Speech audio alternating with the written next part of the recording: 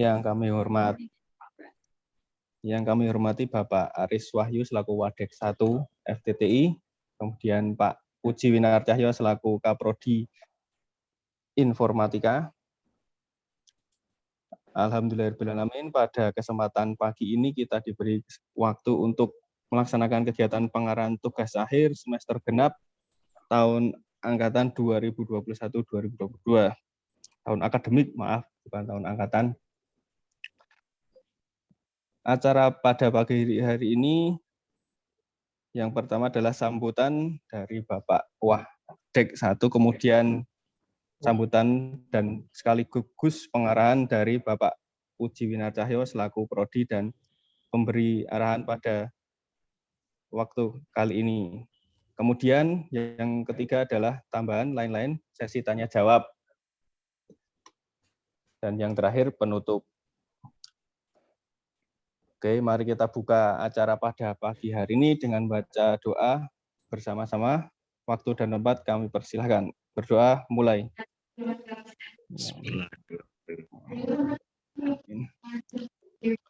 Oke, cukup. Terima kasih. Acara selanjutnya, sambutan dari Bapak Aris Wahyu selaku Wadek 1 FTTI Unjani Yogyakarta. Kepada Bapak Aris Wahyu, waktu dan tempat kami persilahkan. Oke, terima kasih Mas Angga. Oke, Assalamualaikum warahmatullahi wabarakatuh. Selamat pagi, salam sejahtera bagi kita semua. Di hari ini kita sudah sampai waktunya, teman-teman yang semester lanjut, yaitu semester 8 untuk mulai mengerjakan tugas akhir. Nah, matur nuwun Pak Cahyo sudah adakan pengarahan tugas akhir untuk teman-teman mahasiswa di semester 8.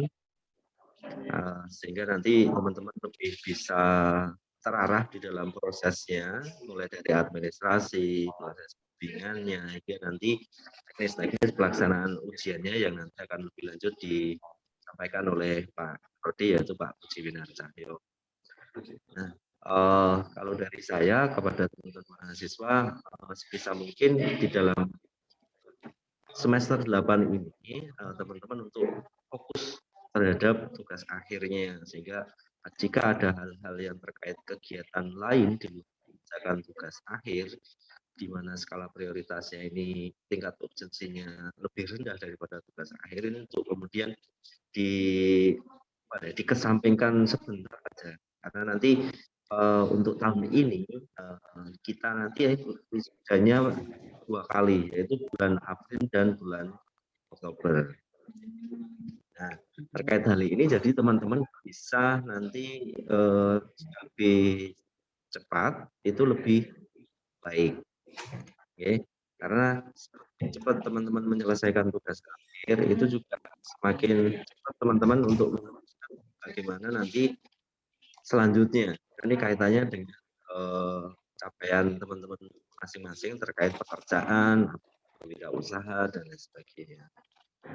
Nah, salah satu pesan yang mungkin harus saya sampaikan ke teman-teman untuk teknis di tahun ini, nanti cek plagiarisme ini sangat urgent sekali, dan nanti mohon berkenan Pak Yo untuk menyampaikan terkait term izin.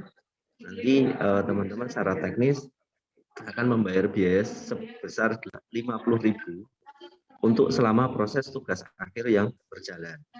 Sehingga nanti mulai dari tahap proposal sampai dengan ujian pendaftaran nanti ada plagiarisme dengan dosen pembimbingnya masing-masing. Dan ini penting untuk diperhatikan karena nanti juga akan dipublikasikan hasil tugas akhirnya teman-teman di perpustakaan. Sehingga kami dari fakultas maupun dari perpustakaan berusaha untuk mendorong dan memastikan bahwa tugas akhir teman-teman ini adalah tugas akhir yang terbaik apa yang dikerjakan oleh teman-teman. Mungkin ada yang terlewat, yang dirujukan pustaka atau apa, itu belum diupdate. Nah, hal teknis seperti ini, dengan adanya terlinking ini, nanti bisa sangat membantu teman-teman, karena ini nanti ketika dipublikasi juga akan menjadi salah satu portofolio teman-teman, dan bisa masuk ke dalam kurikulum vitae. Mungkin itu yang bisa saya sampaikan, Pak Cahyo dan Mas Angga. Waktu dan tempat saya kembalikan. Assalamualaikum warahmatullahi wabarakatuh. Waalaikumsalam warahmatullahi wabarakatuh. Oke, terima kasih Pak Aris selaku Wadek 1 atas pengarahan yang telah diberikan.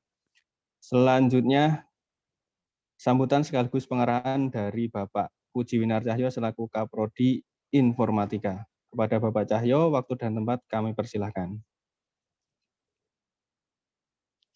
Oke, banyak terima kasih atas waktunya yang diberikan dari pembawa acara atau Mas Angga. Sebelumnya saya buka dulu. Assalamualaikum warahmatullahi wabarakatuh.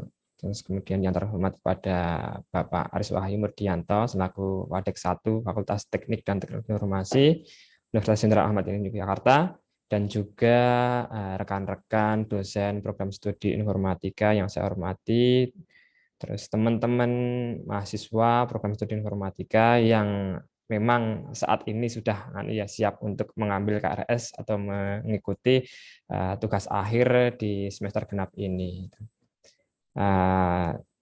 Seperti yang disampaikan Bapak Aris Wahyu tadi, jadi memang harapannya untuk tugas akhir ini jadi prioritas utama teman-teman. Jadi teman-teman memang sudah fokus, kalau misal kok ada pekerjaan atau tanggungan yang lain, itu jadi prioritasnya nanti dinomor satukan terlebih dahulu, karena kalau misal kok tugas akhir ini tidak didahulukan, takutnya nanti tidak molor-molor semakin lama dan teman-teman itu semakin lama lulusnya, terus kemudian kalau ingin kerja itu nanti semakin lama juga untuk mendaftar kerjanya, seperti itu.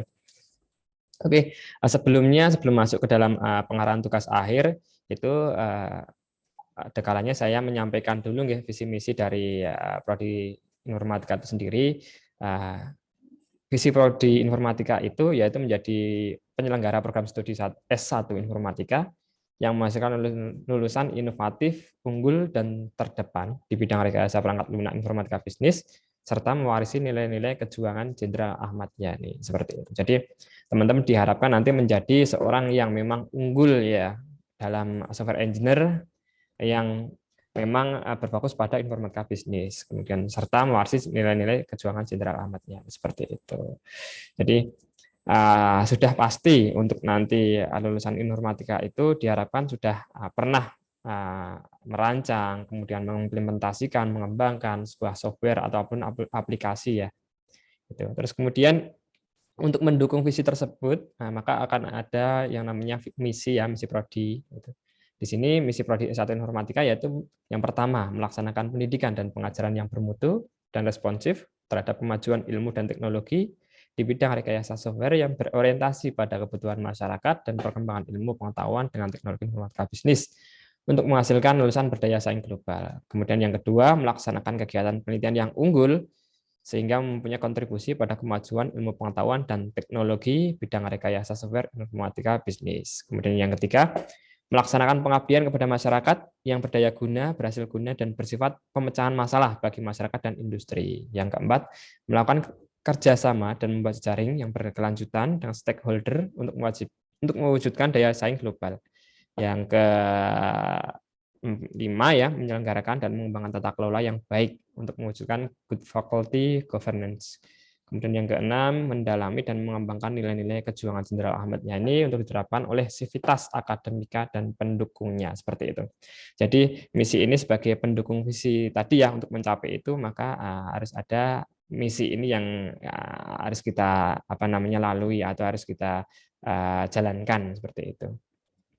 Terus untuk mendukung visi misi tersebut maka mata kuliah dari program mata kuliah tugas akhir ya, atau tugas akhir dari program studi informatika itu memang mengarah nanti ke dalam informatika bisnis atau smart system nantinya gitu. Jadi teman-teman diharapkan nanti skripsi atau tugas akhirnya itu mengarah ke situ. Kalau misal kok teman-teman membuat aplikasi, sistem atau analisis data, itu diharapkan nanti mengarah ke dalam informatika bisnis atau smart system ya. Nah, smart system itu berarti nanti teman-teman ke platformnya, platform yang dibuat itu berarti nanti ada AI-nya ya, jadi ada AI-nya, jadi ada artificial intelligence-nya itu di dalamnya.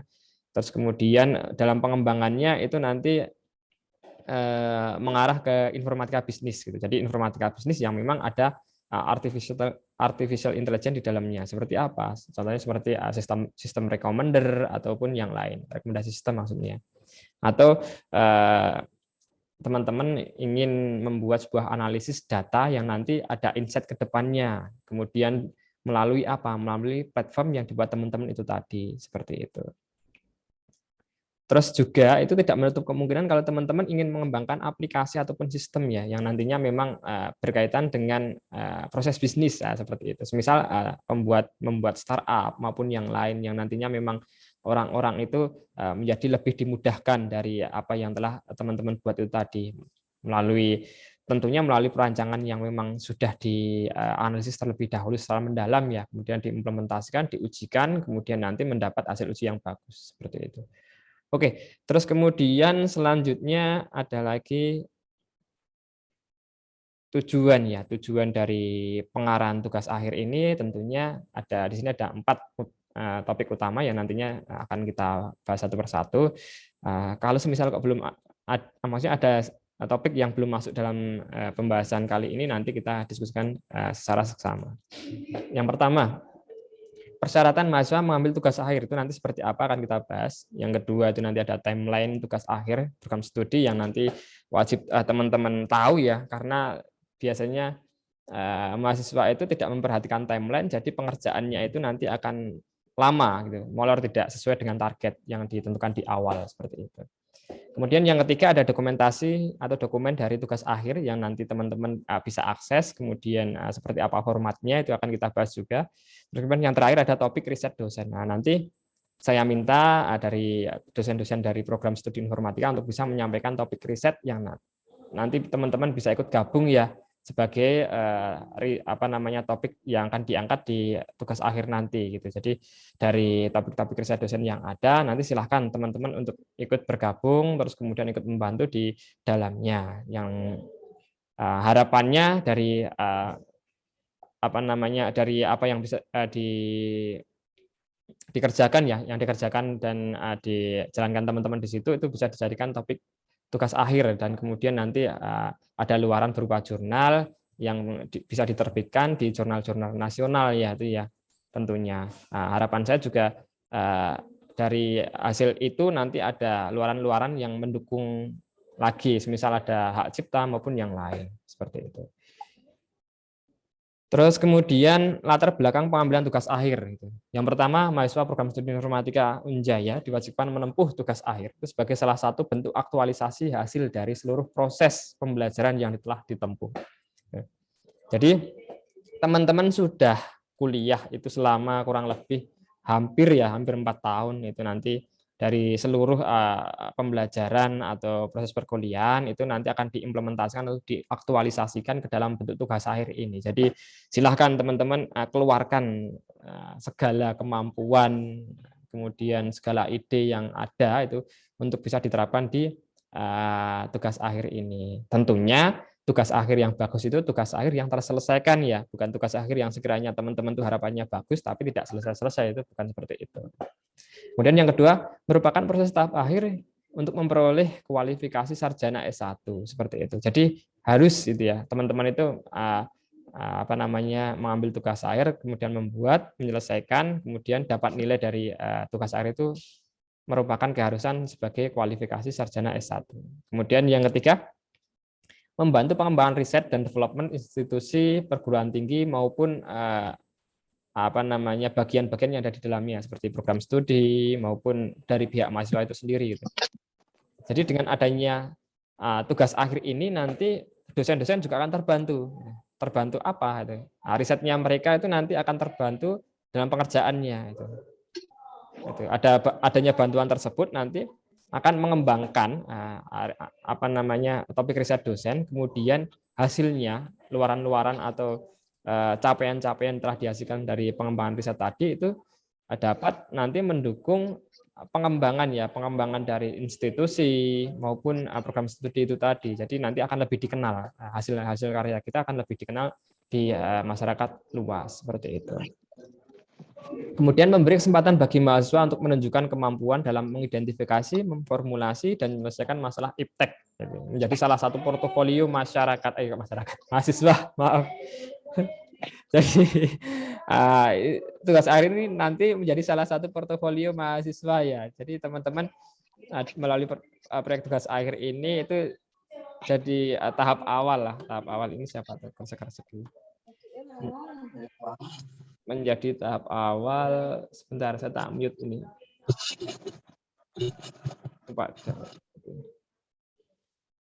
Jadi teman-teman dari hasil portofolio tugas akhir ini kan nanti kalau pas wawancara dengan HRD di suatu instansi ataupun apa namanya pembuka kerja ya, itu nanti bisa disampaikan, oh ternyata pernah mengerjakan ini, caranya seperti apa, hasilnya seperti apa kayak gitu. Jadi menjadi salah satu portofolio lah menjadi dari seorang lulusan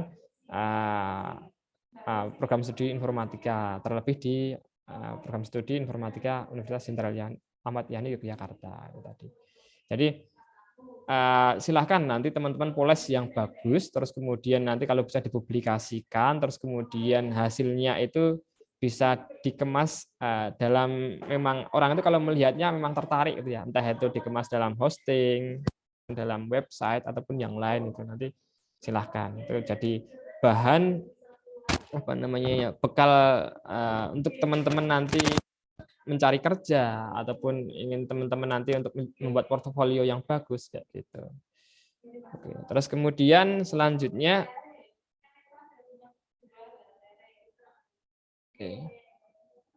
persyaratan pengambilan SKS tugas akhir itu. Nah, dari apa namanya adanya tugas akhir ini, maka ada juga syarat-syarat yang harus dipenuhi oleh mahasiswa. Yang pertama merupakan mahasiswa aktif program studi informatika Unjaya ya. Jadi teman-teman harus aktif dulu. Kalau misal kok non aktif atau cuti itu tidak boleh, harus aktif dulu. Terus kemudian nanti bisa mengambil SKS tugas akhir ini. Yang kedua, telah menempuh minimal 128 SKS atau saat ini semester 7 ya itu ya. Itu. Terus yang ketiga, minimal indeks prestasi kumulatif atau IPK itu 2,50. Jadi silakan teman-teman kalau misal kok belum 2,50 ya nanti diusahakan untuk mencapai itu dulu, baru nanti bisa mengambil SKS tugas akhir. Kemudian yang keempat, telah menyelesaikan kewajiban administratif dan keuangan. Nah, itu. Jadi mahasiswa harus selesai dulu administratifnya dan keuangan. Yang dimaksud itu apa? Yang pertama, administratif itu teman-teman harus sudah bebas teori terlebih dahulu seperti itu. Jadi kalau teman-teman belum bebas teori, masih mengulang mata kuliah yang sebelumnya, itu nanti mahasiswa diwajibkan menghubungi dosen DPA-nya masing-masing, dosen pembimbing akademiknya masing-masing, untuk menjamin apakah sudah masuk ke dalam bebas teori untuk semester ini ya. Dalam semester ini itu bisa bebas teori atau belum. Kalau belum itu itu nanti silahkan diskusikan solusi yang terbaik itu seperti apa. Karena banyak mahasiswa yang memang dia itu tidak mempertimbangkan sudah bebas teori atau belum, terus kemudian mengambil tugas akhir, ternyata mahasiswa tersebut memang mahasiswa lama, gitu. Jadi angkatan 2015 seumpama contohnya ya. Kemudian mereka mengambil tugas akhir berbarengan dengan mengulang mata kuliah, dan saat nilai dari tugas akhir itu keluar, ternyata banyak mata kuliah yang memang belum diperbaiki nilainya, yang seharusnya tahun ini bisa lulus, bisa mendapatkan gelar sarjana, tapi harus mengulang lagi mata kuliah yang lain. Nah, seperti hal-hal seperti itu yang nanti akan menjadi menjadi kendala teman-teman untuk bisa lulus di tahun itu gitu. Jadi usahakan nanti teman-teman yang memang belum bebas teori atau masih mengulang mata kuliah itu silahkan diskusikan dengan dosen DPA-nya masing-masing untuk menjamin apakah di tahun ini sudah nanti bisa bebas teori sekaligus mengambil tugas akhir kayak gitu. Kalau belum ya nanti silahkan konsultasikan, terus kemudian solusi terbaiknya seperti apa. Itu ya.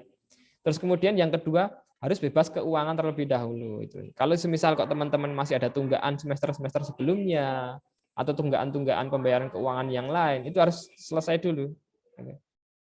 Tujuannya kenapa? Kalau nanti kok pas mengambil tugas akhir ini terus kemudian ternyata banyak pembayaran atau keuangan yang memang belum teman-teman itu belum melunasinya, itu seperti tadi, seperti di bebas teori tadi. Jadi harusnya saat ini sudah lulus, akan tetapi harus menunggu pembayaran bisa terlunasi terlebih dahulu itu. Nah, itu.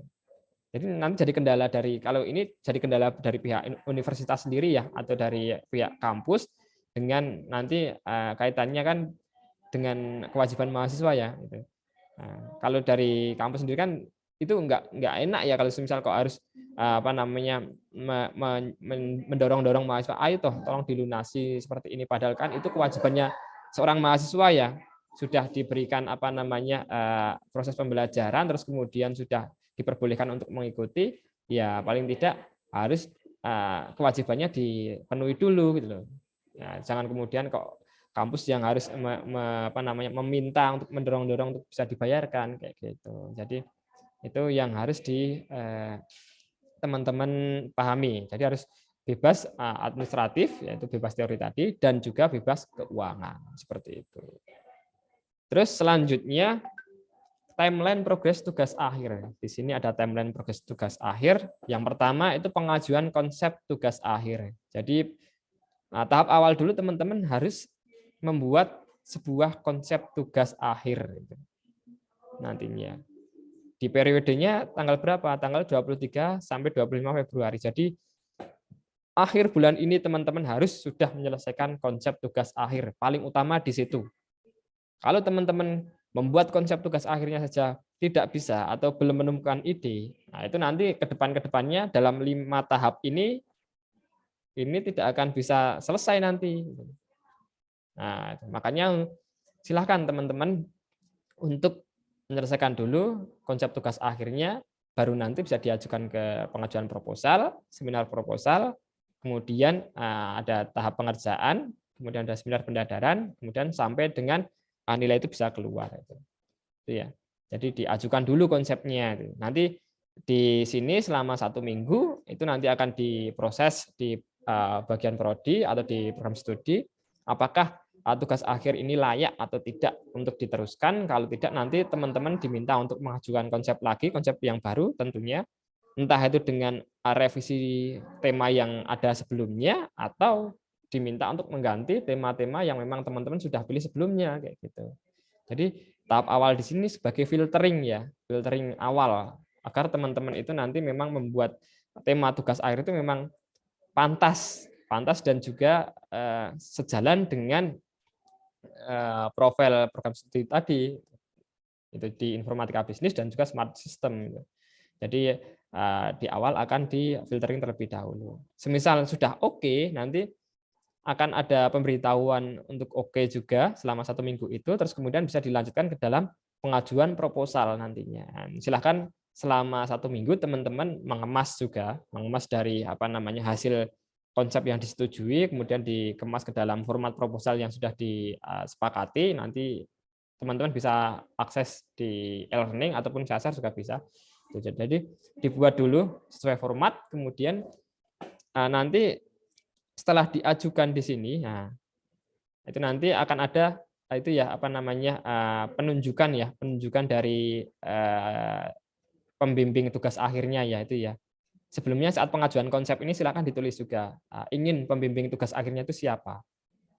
Ingin Bu Titi, Bu Tika, Pak Landung, atau Pak Agung, Pak Dayat, Pak Habibie, ataupun Pak Asnawi, ataupun yang lain silahkan.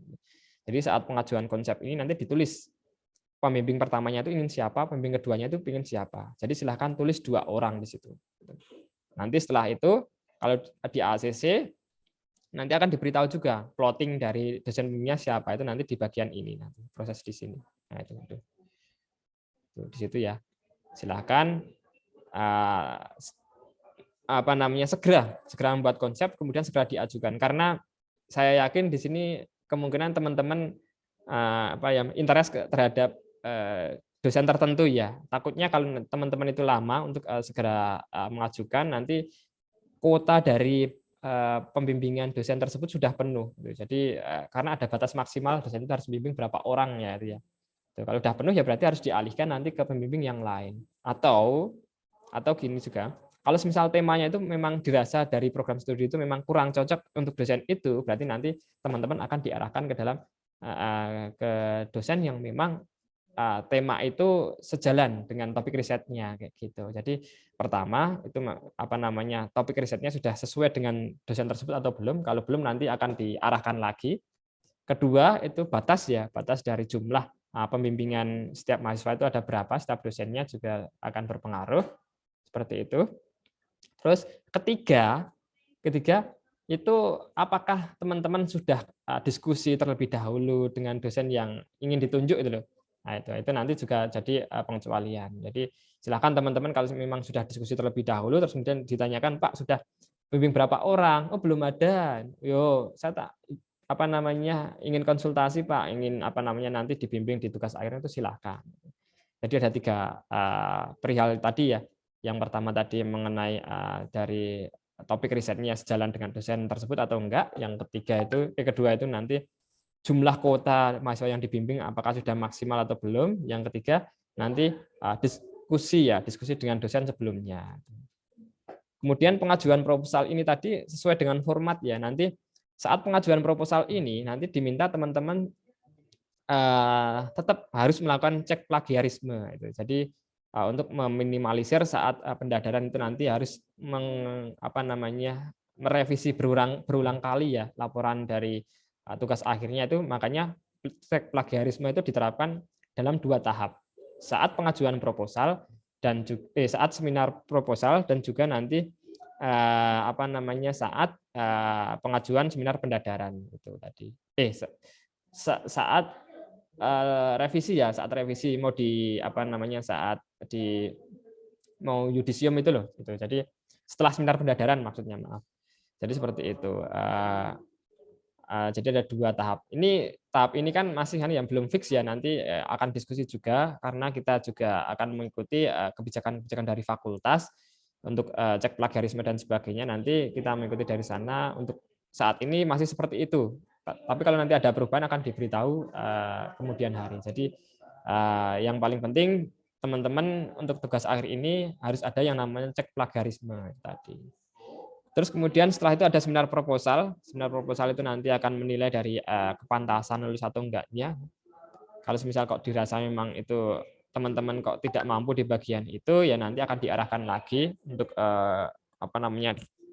bimbingan lebih intensif lagi dengan dosen pembimbing tugas akhirnya, atau diminta untuk memperbaiki dari konten yang ada di dalamnya, ataupun yang lain nanti. Atau kalau misal kok sudah fatal sekali memang tidak bisa diperbaiki, ya diminta untuk bisa melakukan pengajuan konsep ulang dengan tema yang berbeda, gitu. Atau pengajuan proposal ulang dengan tema yang berbeda. Gitu. Jadi diharapkan untuk seminar proposal ini teman-teman memang sudah fix ya, sudah format sudah disesuaikan, terus kemudian dari diskusi dengan dosen DPTA juga sudah intensif. Sekiranya tidak ada revisi itu nanti syukur-syukur nanti bisa dilanjutkan ke dalam tahap pengerjaan tugas akhir. Tahap pengerjaan tugas akhir itu rata-rata nanti teman-teman ada 2 bulan secara maksimal ya. Jadi dari 4 April sampai 31 Mei 2022 itu. Usahakan itu dikerjakan secara benar-benar, karena waktu 2 bulan itu waktu yang tidak lama ya, itu sangat sedikit sekali. Itu waktu yang sangat memang mepet sekali. Jadi yang sebelum-sebelumnya seperti yang disampaikan Pak Aris tadi, kalau semisal kok teman-teman ada pekerjaan lain, tanggungan yang lain, tolong dong prioritaskan tugas akhir ini terlebih dahulu. Jadi prioritaskan tugas akhir ini untuk nanti biar bisa sesuai timeline. Gitu. Kalau tidak ya nanti resikonya teman-teman lulusnya akan nanti semakin lama. Gitu. Terus kemudian kalau teman-temannya sudah seminar pendadaran ternyata kita masih berkutat dalam pengerjaan kayak gitu. Jadi usahakan untuk bisa selesai dalam waktu 2 bulan. Kemudian ada seminar pendadaran nantinya. Itu akan dilakukan di bulan Juni, itu di pertengahan Juni. Jadi usahakan teman-teman sudah bisa maju seminar pendadaran di pertengahan bulan Juni antara tanggal 20 sampai 30 Juni 2022. Setelah itu akan ada proses revisi. Proses revisi itu berjalan optimal selama 20 hari atau 15 hari ya, optimalnya 15 hari. Itu silahkan teman-teman segera untuk menghubungi dosen pengujinya masing-masing, terus kemudian untuk memastikan bahwa yang dikerjakan itu sudah betul lah. Jadi usahakan sudah dapat tanda tangan juga, tanda tangan dari dosen pengujinya. Terus kemudian kalau sudah nanti diharapkan di akhir Agustus ya itu nilai sudah keluar. Jadi di akhir Agustus nilai sudah keluar karena apa? Karena di bulan September sudah masuk tahun ajaran baru. Nah, kalau teman-teman belum keluar nilainya, takutnya nanti teman-teman harus memasukkan KRS lagi, KRSTA di tahun ajaran berikutnya. Dan itu nanti teman-teman wisudanya bisa tahun depan lagi.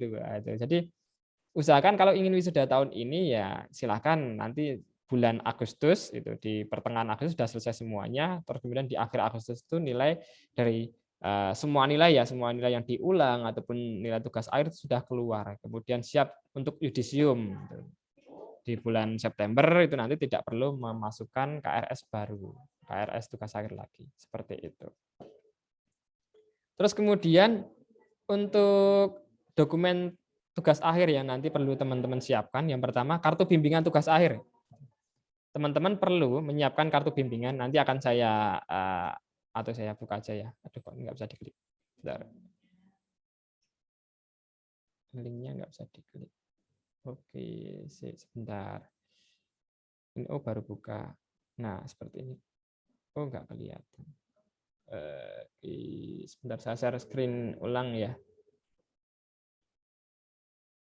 Oke.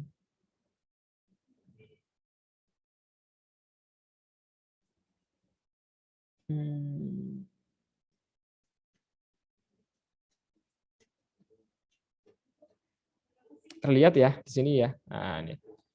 Nanti teman-teman wajib bimbingan dengan dosen pembimbing tugas akhirnya itu sebanyak 10 kali bimbingan ya, minimal 8, tapi usahakan 10 bimbingan. Jadi silakan nanti teman-teman bimbingan dari awal proposal itu kemudian sampai akhir itu seperti apa itu. Usahakan setiap materi bimbingan itu ditulis dengan detail juga ya. Jadi tidak hanya pembahasan atau review bab 1 kayak gitu, tapi mengenai apa. Terus kemudian jangan kemudian bab 2, bab 3 kayak gitu, jangan. Karena dulu saya sering menjumpai ya di sini ditulis bab 1 kayak ini, bimbingan bab 2 kayak gitu dan seterusnya itu. Kalau seperti ini kan kurang detail dan kurang jelas. Makanya nanti silahkan dibuat detail. Bab 1 mengenai apa? Analisis kebutuhan sistem atau penyusunan proposal kayak gitu. Ya, jadi nanti silahkan diisi sampai 10 kali bimbingan itu maksimal ya. Terus minimal ya nanti 8 kali bimbingan. Itu misalkan seperti itu. Itu dari saat proposal hingga sampai teman-teman pengajuan nanti seminar pendadarannya. Gitu. Seperti itu nggih. Kalau misal kok bimbingannya lebih dari itu gimana Pak? Ya silahkan, tidak masalah. Yang penting dosen DPTA-nya berkenan. Dosen pembimbing tugas akhirnya berkenan itu nggak masalah. Kalau teman-teman mau bimbingan lebih lanjut. Seperti itu. Oke. Bisa dipahami nggih? Itu. Dan bimbingan itu tidak terus melulu harus secara offline.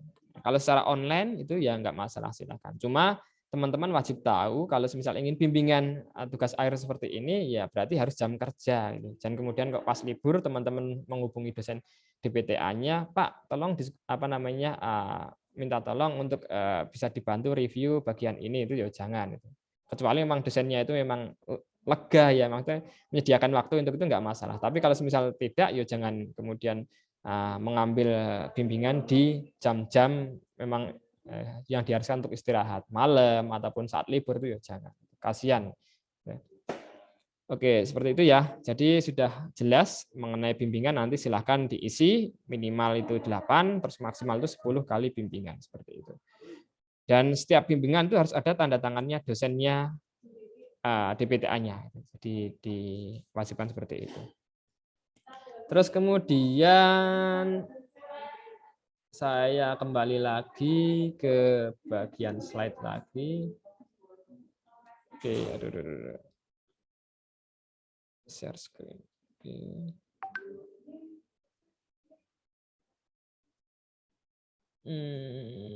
Share screen. Oke. Kemudian konsep tugas akhir. nantinya teman-teman juga akan membuat konsep tugas akhir ya. Selain tadi sebelum kartu bimbingan, teman-teman mengajukan konsep tugas akhir dulu. Maaf, ini kebalik ini urutannya harusnya. Jadi teman-teman harus mengajukan konsep tugas akhir itu. Yang intinya apa di dalamnya itu? Intinya itu seperti ini. Saya tak buka bagian konsep tugas akhirnya. Oke, saya stop share screen lagi.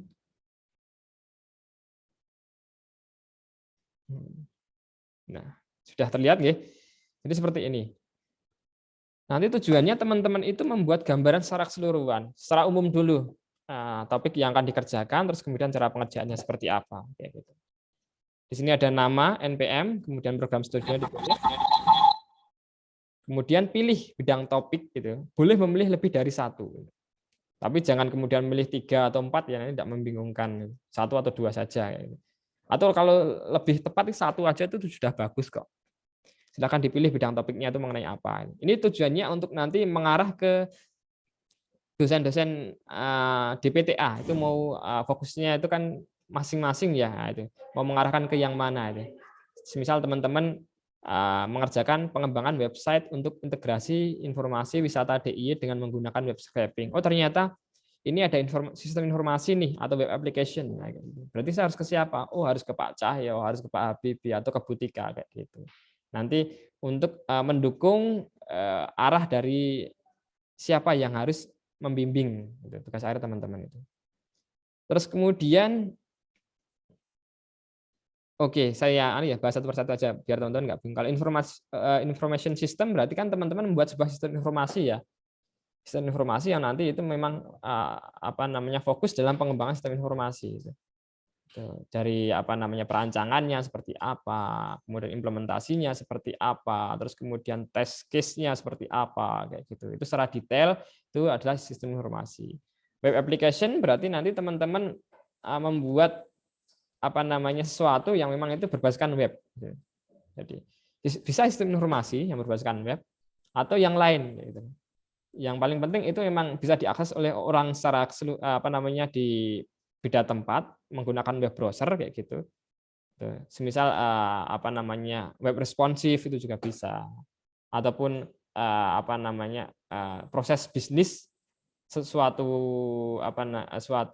instansi ataupun yang lainnya yang memang bisa diakses lewat web itu juga bisa.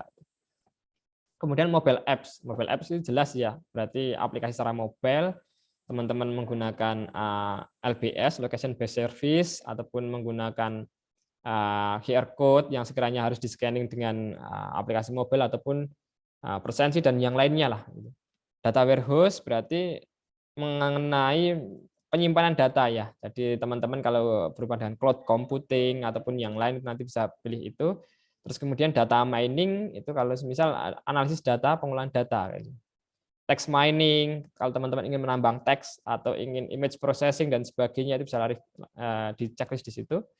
Kemudian information extraction atau exploratory analysis. Nah, ini kalau ini hampir sama ya, hampir sama seperti text mining tadi. Jadi teman-teman nanti membuat sebuah atau memunculkan sebuah insight gitu, dari hasil analisis gitu. Tentunya kalau di sini ada beberapa macam ya. Misal teman-teman mengambil data dari website, internet ataupun sesuatu yang bisa ditampilkan dalam web browser, kemudian diolah, ditampilkan dalam grafik kayak gitu. Terus kemudian nanti akan menghasilkan sebuah rekomendasi yang nantinya ternyata kalau seperti ini saya olah akan menghasilkan data ini. Terus kemudian ternyata berkaitan dengan kebijakan pemerintah ini ataupun yang lain. Atau terlihat monitoring sebarannya seperti apa tiap bulannya gitu. Monitoring berita ataupun yang lain gitu. Jadi secara eksploratory ya. Jadi data itu akan dikalkulasi, dijumlahkan, akan kelihatan dalam bentuk grafik ataupun dalam bentuk infografis kayak gitu. Terus kemudian expert system itu sistem pendukung keputusan, sistem pakar. Jadi teman-teman melibatkan pakar di dalamnya. Semisal teman-teman buat sebuah sistem pendukung sistem pakar mengenai deteksi penyakit COVID ataupun yang lain, sistem pakar mengenai deteksi kebohongan atau yang lain. Yang jelas ada pakarnya di situ. Itu sistem pakar. Decision support system. Ini teman-teman kalau ingin membuat sebuah recommender ya, recommender system. Semisal ada marketplace, teman-teman ambil data di marketplace, kemudian mengolah datanya, ternyata data itu keterkaitan dengan data-data yang lain. Kalau ada yang beli ini, nanti direkomendasikan untuk beli yang lainnya, kayak gitu. Atau kalau semisal kok ada data mahasiswa itu ternyata akan dideteksi dia itu memang mahasiswa yang memang dapat lulus dengan cepat atau enggak. Kalau semisal enggak, nanti rekomendasinya apa? Oh, ternyata diminta untuk mengulang ini, dan ini. Itu decision support system. Jadi ada pendukung keputusannya di situ. Kemudian business intelligence dashboard ini hampir sama. Ini lebih mengarah ke nanti sistem informasi di fokus topik risetnya sistem informasi ya, di prodi sistem informasi. Terus kemudian user interface experience design. Kalau teman-teman tertarik ke dalam UI UX itu boleh juga. Data science itu saya kira hampir seperti data mining atau information extraction ya, tapi secara menyeluruh kalau di situ. Jadi nanti teman-teman memang menunjukkan sebuah insight. Jadi apa ya dari data yang diolah itu ada informasi yang memang bisa disampaikan, entah itu sebagai rekomendasi untuk pemerintah ataupun rekomendasi kebijakan tertentu ya itu. Atau sebuah informasi yang memang nanti menjadi akan booming ke depannya kayak gitu. Jadi orang itu bisa antisipasi dari sekarang kayak gitu. Terus Internet of Things ini kaitannya dengan nanti teman-teman menggunakan perangkat keras ya. Misal smart system dan sebagainya itu nanti menggunakan Internet of Things. Arduino, kemudian perangkat-perangkat yang mikrokomputer itu masuk ke sini. Computer network itu jaringan, sudah jelas nanti kalau teman-teman mau analisis jaringan. Cyber security itu kaitannya dengan keamanan jaringan. Sudah jelas seperti itu. Jadi saya kira topik-topik di sini sudah jelas. Teman-teman tinggal pilih saja nanti 1 atau 2 untuk mengarahkan oh ternyata ini cocoknya dengan dosen yang ini cocoknya dengan dosen yang ini, seperti itu. Terus kemudian pilih atau klaim dosen pembimbing, harus pengetahuan dari dosen yang bersangkutan. Jadi nanti pilih 1 atau 2 dosen pembimbing yang sekiranya memang cocok dengan tema itu ya, yang pertama. Kemudian teman-teman juga cocok diskusi dengan dosen tersebut. Tadi ya.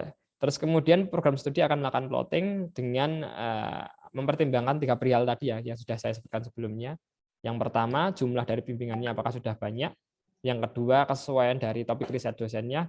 Yang ketiga, apakah sudah ada diskusi dengan dosen sebelumnya. Kemudian judul. Di sini ada judul pengembangan website. Ini contoh ya. Nah, ini silahkan teman-teman nanti dituliskan saja. Nanti mau membuat apa dituliskan di sini. Usahakan judul itu ya memang menggambarkan isi yang dikerjakan teman-teman di situ. Nanti sebutkan alasan pemilihannya itu seperti apa. Biasanya di sini alasan-alasannya itu nanti memang yang urgensi. Kenapa kok penelitian teman-teman itu harus dilaksanakan dan harus ada saat ini itu apa? Nah, itu. Urgensinya itu apa toh? Nanti silahkan dituliskan di sini. Misal teman-teman kalau membuat penelitian tapi tidak urgensi sekarang, urgensinya besok atau besoknya atau malah sebelumnya kayak gitu. Berarti harus dijabarkan di sini. Tapi usahakan kita memilih topik penelitian itu memang urgensinya saat ini ya.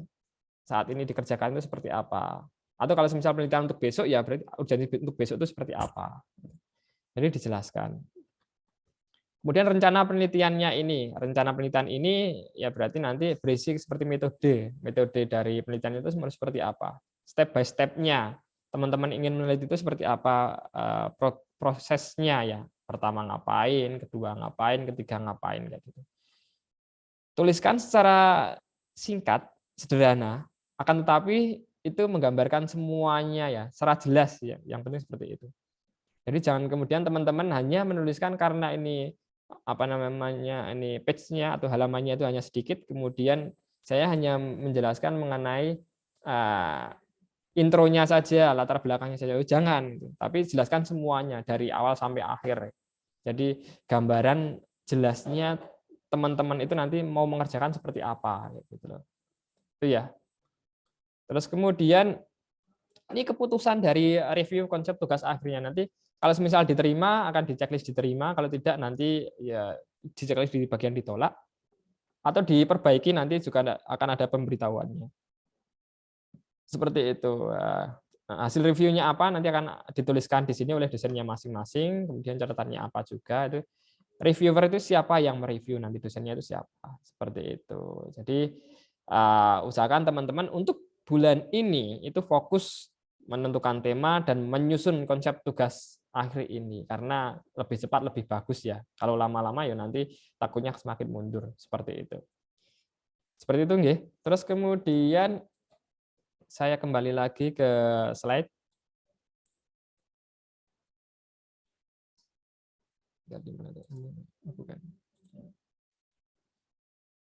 Terus kembali lagi mengenai di sini ada tadi konsep sudah ya, proposal. Nah, nanti proposal tugas akhir itu seperti apa.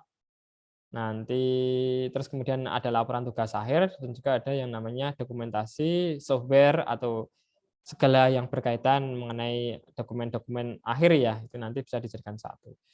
Oke, saya buka dulu bagian proposal tugas akhirnya ya. Oke.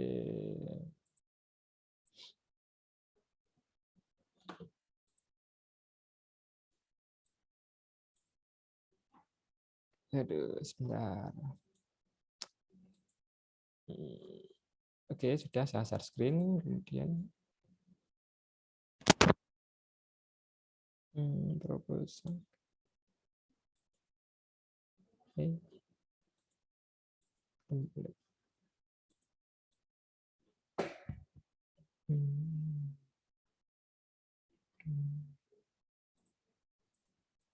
Oke, sudah. Proposal tugas akhir, nanti silahkan disesuaikan dengan template yang ada. Ya, yang ini dihilangkan kemarin, kesepakatan itu dihilangkan kepadanya. Nanti seperti itu. Terus ini template proposal tugas akhir yang ada saat ini ya, itu tidak menutup kemungkinan nanti ada perubahan lagi, karena kita belum diskusi lebih lanjut dengan teman-teman di prodi yang lain atau dengan pihak fakultas ya. Nanti kalau misal ada perubahan kita akan informasikan lebih lanjut lagi, seperti itu.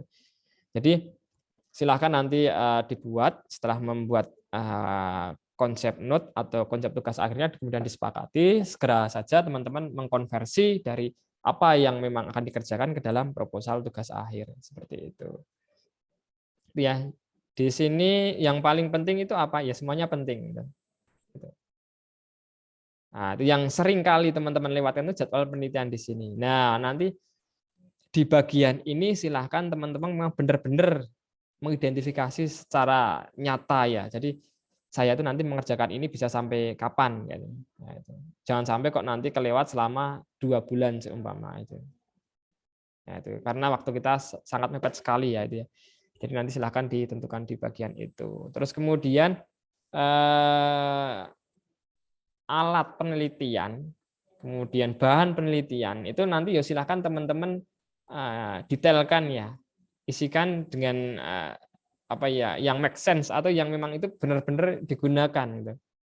Contohnya teman-teman menggunakan database Firebird gitu, ataupun yang lain ya. Jangan kemudian kok menggunakan alat penelitian menggunakan SMPP itu ya jangan. Kok SMPP? SMPP itu ada banyak di dalamnya. Gitu. Misal ada Apache seri berapa, kemudian ada database MySQL-nya seri berapa dan sebagainya. Gitu. Jadi jangan menyebutkan aplikasi ya, aplikasi contoh SMPP ataupun yang lain di sini ya. Kecuali memang itu digunakan sebagai tool editor ya. Misal apa namanya Visual Studio Code ataupun Notepad++ ataupun Sublime Text maupun yang lain gitu. Itu. Terus kemudian bahan penelitian yang memang itu memang data-data atau bahan yang memang digunakan untuk meneliti ya. Gitu. Jadi dituliskan dengan secara singkat, kemudian dan itu datanya itu memang yang digunakan. Kalau misal enggak ya jangan dibuat diada-adakan di situ. Itu. Oke, jalan penelitian nanti silahkan dibuat juga mengenai ini sudah dijelaskan ya di sini ya. Nanti teman-teman bisa bahas satu persatu atau bisa dibaca. Itu. Terus kemudian kesimpulan, umumnya teman-teman itu mengerjakan tujuan dan kesimpulan itu tidak match gitu loh, tidak sesuai. Biasanya teman-teman itu ada yang mengerjakan tujuan itu tapi tidak mengerjakan kesimpulan tapi tidak menjawab semua dari isi tujuan tugas akhir gitu loh.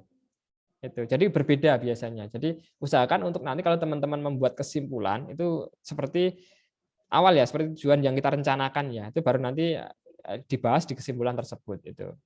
Bisa dijawab enggak tujuannya itu. Kalau enggak ya berarti itu tidak tercapai gitu loh. Kalau misal bisa terjawab ya berarti oh ternyata bisa dicapai kayak gitu. Itu ya. Manfaat penelitian, rumusan masalah, latar belakang dan sebagainya. Seperti itu. Saya kira sudah dapat dimengerti dengan mudah karena sudah ada formatnya di sini. Terus kemudian di sini untuk pembimbing tugas akhir itu nanti akan ada 2 pembimbing ya atau 2 DPTA, akan tetapi teman-teman nanti diskusi intens itu dengan pembimbing pertamanya. Pembimbing kedua itu nanti dia sebagai pembimbing yang memang memayungi teman-teman di situ. Tadi tidak secara intens untuk diskusi atau teman-teman menanyakan sesuatu hal yang sekiranya perlu ditanyakan terlebih dahulu ya. Jadi pertama harus menanyakan ke pembimbing 1 dulu, kalau pembimbing 2 itu hanya sebagai payung. Jadi silahkan nanti teman-teman untuk bisa diskusi secara intens kendala ataupun yang lainnya itu dengan pembimbing pertama. Terus kemudian ada tanda tangan ketua prodi seperti itu. Oke, terus apalagi ya ini sudah semuanya. Oke, tadi sudah. Oke, sudah. Daftar pustaka juga nanti tolong disesuaikan dengan format ya. Daftar pustakanya itu seperti apa. Kalau menggunakan apa ya silakan menggunakan apa atau menggunakan kalau skripsi itu tidak menggunakan IEE deh. Ya, tadi nanti silakan didiskusikan dengan dosen pembimbingnya. Usahakan menggunakan tool-tool yang sudah ada seperti Mendeley atau Zotero ataupun yang lain itu ada. Nanti teman-teman akan dikasih cara untuk implementasi atau penggunaan Mendeley dan sebagainya itu melalui kemarin loh literasi itu loh. Literasi perpustakaan. Nanti akan saya sampaikan, saya akan diskusi dengan pihak perpustakaan, saya akan gendakan waktu tertentu, nanti silakan teman-teman untuk bisa mengikuti itu. Jadi usahakan teman-teman membuat daftar pustakanya, citasinya dan sebagainya itu menggunakan tool tertentu ya, agar teman-teman lebih mudah. Oke, seperti itu. Terus ini sudah. Laporan tugas akhir nanti bisa dicek juga di e-learning. Kemudian yang paling penting teman-teman harus baca terlebih dahulu yang namanya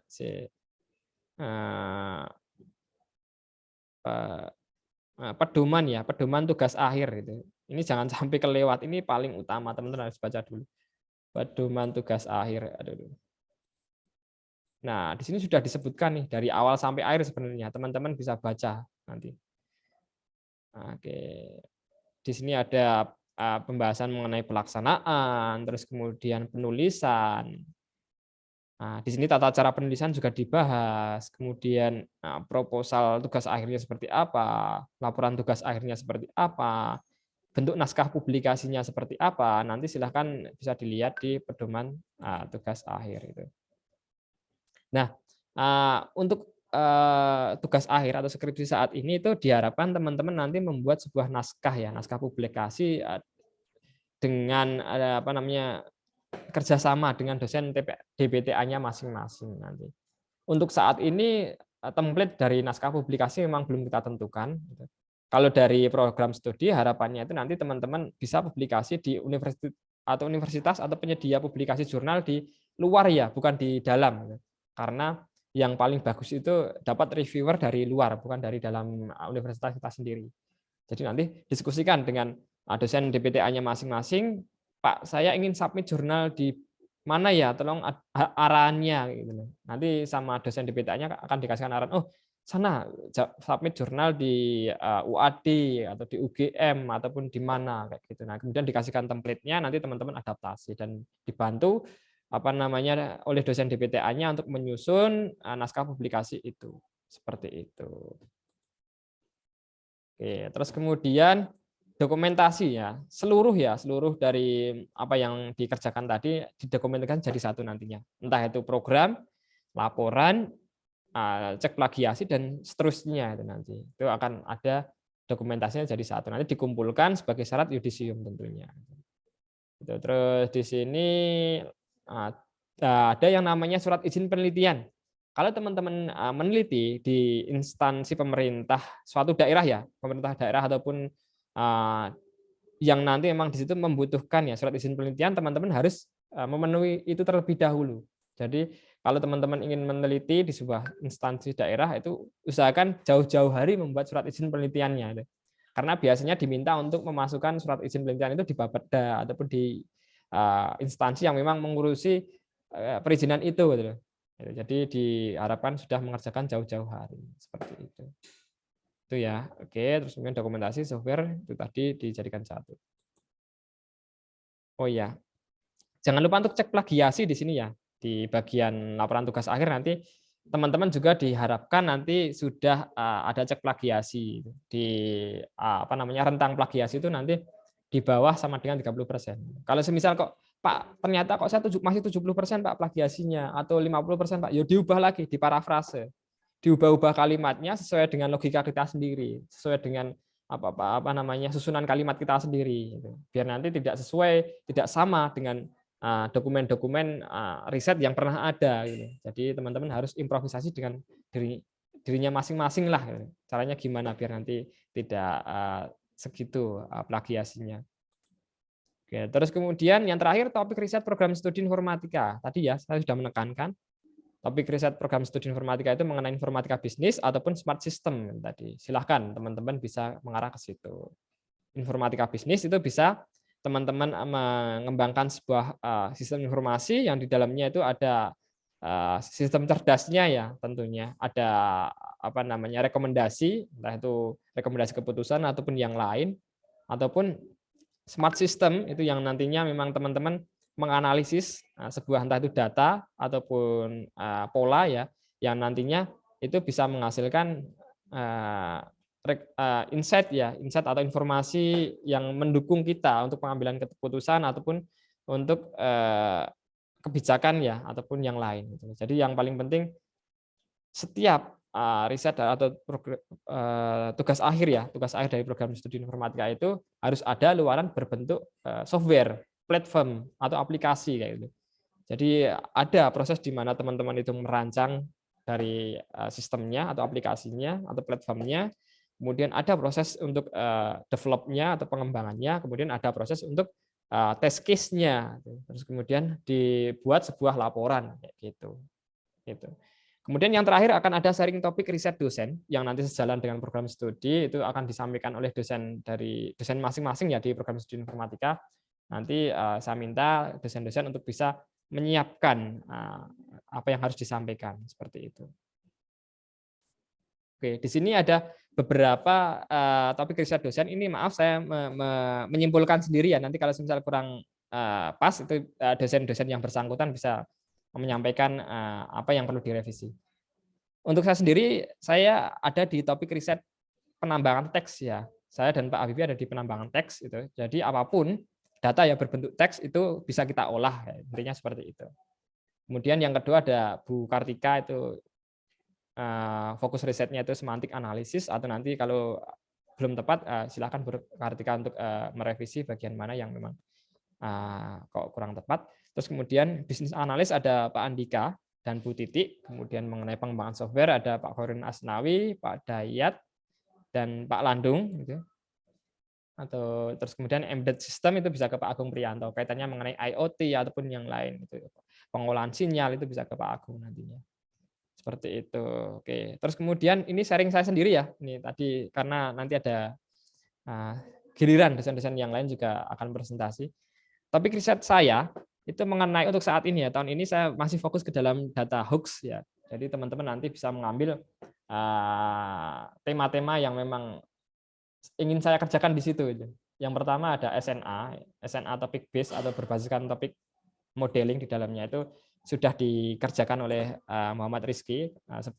Kebetulan sebelumnya sudah diskusi ya mengenai bagaimana membentuk sebuah SNA dalam topik modeling itu seperti apa. Kemudian yang kedua masih ada yang namanya Hooks classification. Nanti intinya bagaimana membuat mesin itu agar bisa paham itu hooks yang memang belum diklasifikasikan, yang belum dikategorikan menurut jenis hooks-nya tersebut.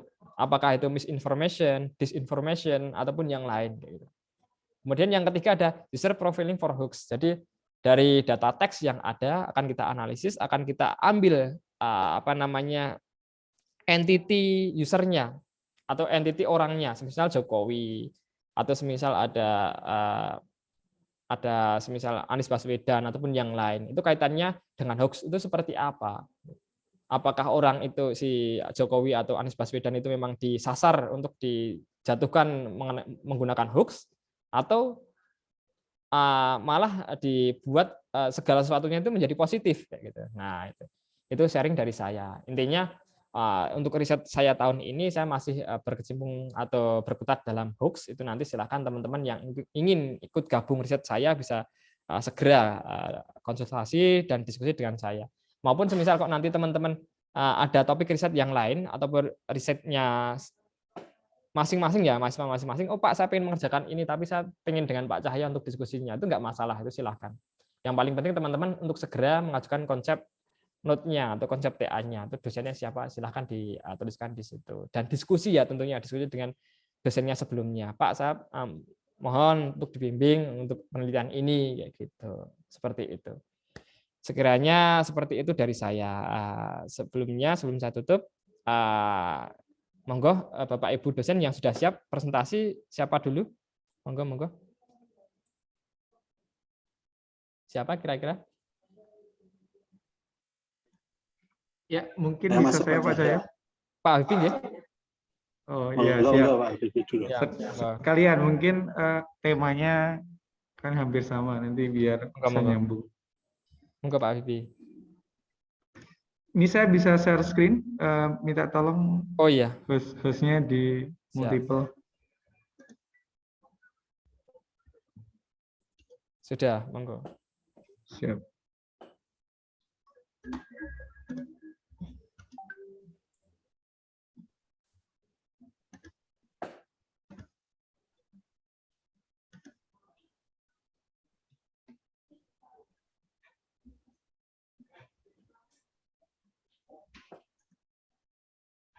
Bentar ya.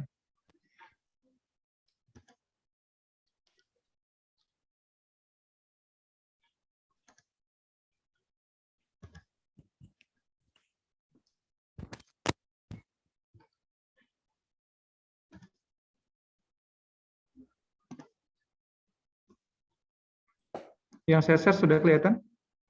Oke, sudah. Bentar. Ini kelihatannya malah mana ya?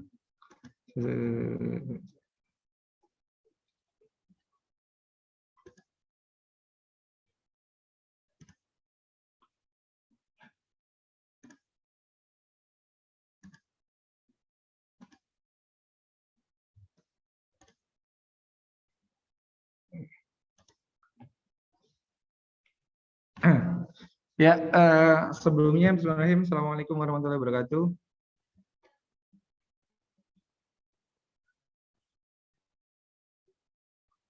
Cek, apakah suara saya terdengar jelas? Oke, masuk Pak. Oh, siap. Ya, sebelumnya terima kasih Pak Cahyo, Bapak Ibu dosen yang lain yang sudah memberikan waktu kepada saya. Terus kepada teman-teman mahasiswa semua, gimana kabarnya? Sehat? Sehat Pak. Sehat Pak. Yang sudah di Jogja sudah banyakkah atau masih pada di rumah?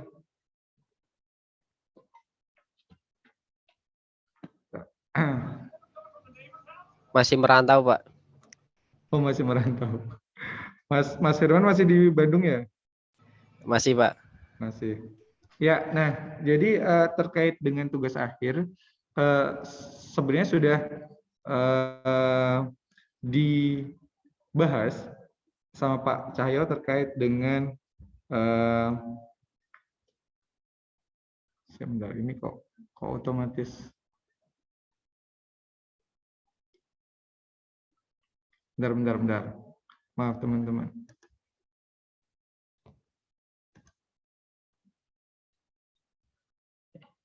Sorry ya. Saya soalnya pakai proyektor ini. Maaf, ada kendala teknis. Sebentar, saya stop search dulu.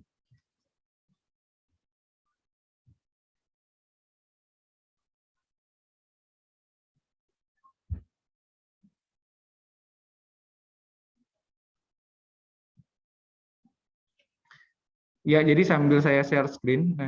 Nah, jadi saya mau menjelaskan terkait dengan untuk fokus riset yang teman-teman nanti bisa ambil untuk tugas akhir. Kalau mau nanti bekerja sama dengan saya sebagai dosen pembimbing. Nah, untuk fokus riset saya adalah terkait dengan data mining dan wabil khusus itu ke text mining. Jadi nanti teman-teman bisa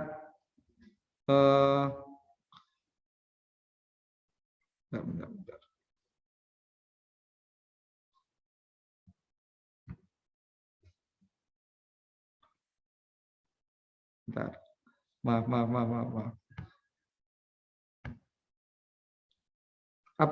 Apakah suara saya masih terdengar? Masih, Pak, masih. Oh ya, masih. Siap. Ya, jadi untuk penelitian yang saya tekuni sampai sekarang adalah terkait dengan text mining. Nah, jadi bagi teman-teman yang kemarin mungkin sudah belajar web data extraction mungkin sudah punya gambaran ya bahwa data teks itu sekarang sudah banyak. Teman-teman bisa melihat setiap hari itu kita membuat yang namanya data. Jadi entah teman-teman posting dimanapun pasti ada data teksnya. Nah, terus Pak, kalau misalkan saya mau ambil tema terkait dengan text mining itu nanti bisa masuk ke ranah apa saja. Nah, seperti yang dibilang Pak Cahyo tadi, misalkan teman-teman pengen ambil data dari sosial media, bisa. Teman-teman mau ambil data dari portal berita, bisa. Teman-teman mau ambil data misalkan dari data yang mungkin sifatnya itu belum digital, kemudian pengen dibuat digital dengan cara dibikin OCR-nya dan sebagainya. Nah, nanti juga bisa dianalisis. Berikutnya, Pak, nah kalau misalkan text mining itu ranahnya bisa kemana saja, Pak? Contohnya, seperti yang dibilang Pak Cahyo tadi, misalkan teman-teman mau mengidentifikasi apakah suatu berita itu hoax atau tidak.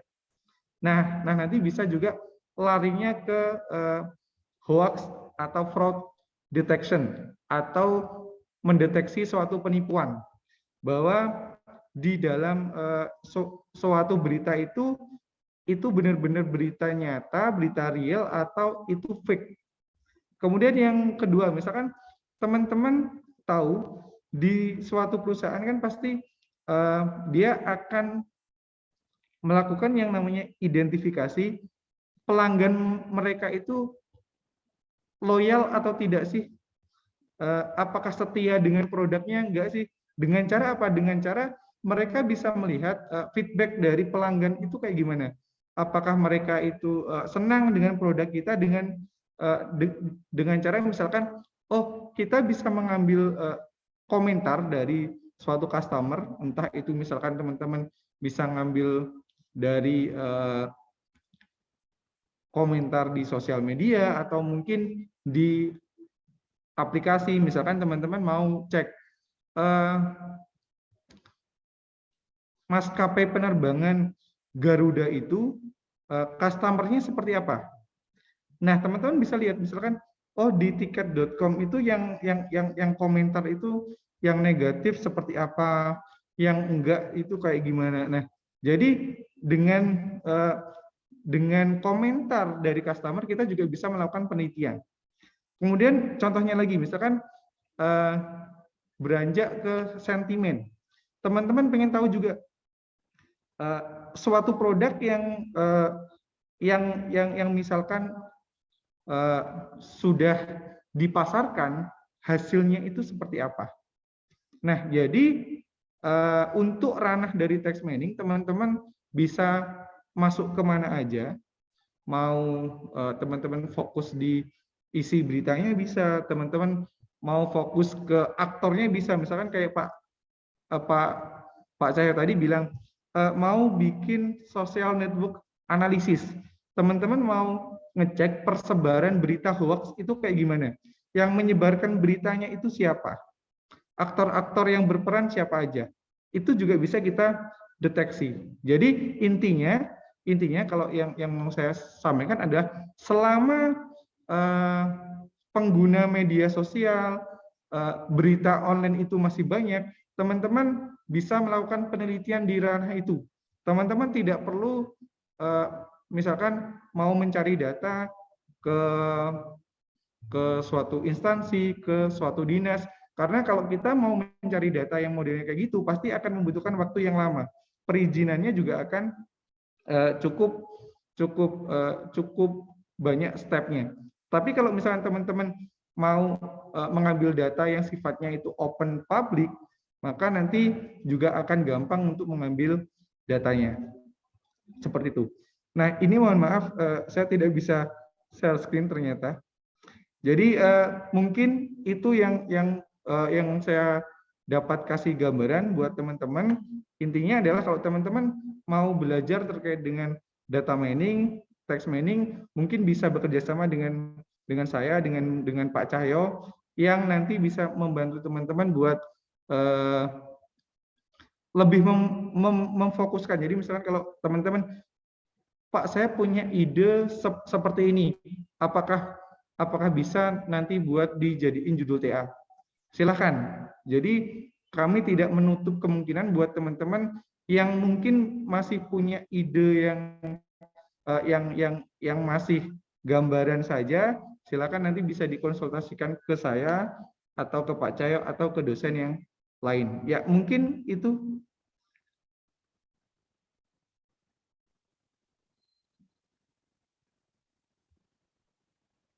Halo, sudah Pak Habibie? Sawun. Oh, okay. Oke, terima kasih atas yang disampaikan, guys. Jadi memang ya seperti itu topik riset dari masing-masing dosen. Teman-teman bisa nanti memilih mau seperti apa. Oke, dosen yang lain silakan. Saya dulu, Pak. Saya dulu. Saya mau ngajar, Pak. Oh, nggih, ngapunten. Sinten Pak Agung Pak dulu. Oke, Pak Agung dulu nggih, monggo. Sebentar aja kok, saya cuma mau share screen ya, Pak ya. Iya, silakan. Saya jadikan host dulu, Pak. Oke. Sudah, Pak Agung, monggo. Oke. Kok hilang? Ya, malah. Baik. Ya, saya nyuplik dari sebuah website. Kalau topik riset saya, ya adik-adik ya, dekat ke hardware ya. Jadi karena memang latar belakang saya kuat di hardware, maka saya ambil di tengah-tengah hardware, tapi juga ada coding programmingnya. Jadi embedded system termasuk IoT ini mungkin akan jadi topik riset saya. Jadi kalau adik-adik ada yang mungkin tertarik untuk membuat sebuah smart system yang ada embedded systemnya ya, pakai IoT ataupun mungkin dengan microcontroller ya, itu mungkin saya bisa untuk membimbing kalian ya. Kalau di dalam ini yang kalian lihat di dalam layar kalian ada banyak yang bisa dikerjakan menggunakan IoT ya. Tapi kalau mengacu pada core kurikulum kita yang ke bisnis, maka mungkin nanti juga bisa dikembangkan ke arah bisnis ya. Di sini ada mungkin yang paling mewakili dalam misalnya smart retail itu ya. Ya. Kemudian kalau misalnya kan boleh juga kan apa namanya bekerja sama mungkin karena kita punya fakultas kesehatan mungkin boleh kalau boleh. Ini ada IoT in healthcare juga kalau boleh ya. Ya, ini contoh-contohnya yang mungkin bisa diambil. Tapi untuk amannya ya pilih yang hubungannya kaitannya dengan retail atau bisnis itu ya.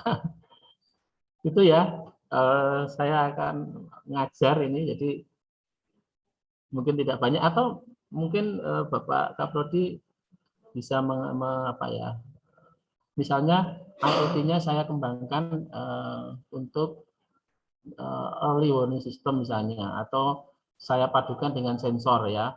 Kalau dulu terkenalnya dengan wireless network, sensor network, sekarang pakai IoT gimana Pak? Kalau boleh.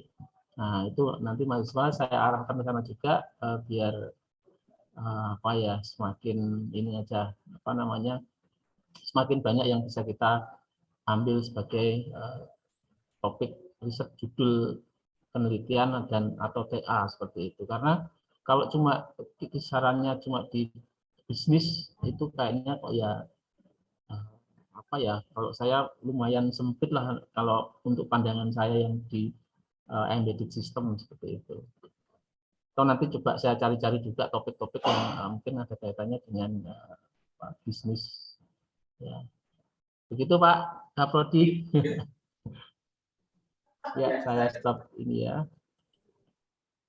Stop sharingnya di mana?